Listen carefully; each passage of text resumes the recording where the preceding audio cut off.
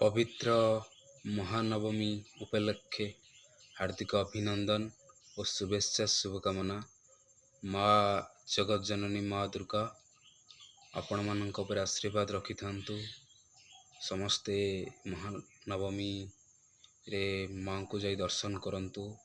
ମା ମହାନବମୀରେ ଦିବ୍ୟ ଦର୍ଶନ କରି ଆପଣ ଜୀବନକୁ ସୁଖ ଶାନ୍ତିରେ ରଖନ୍ତୁ।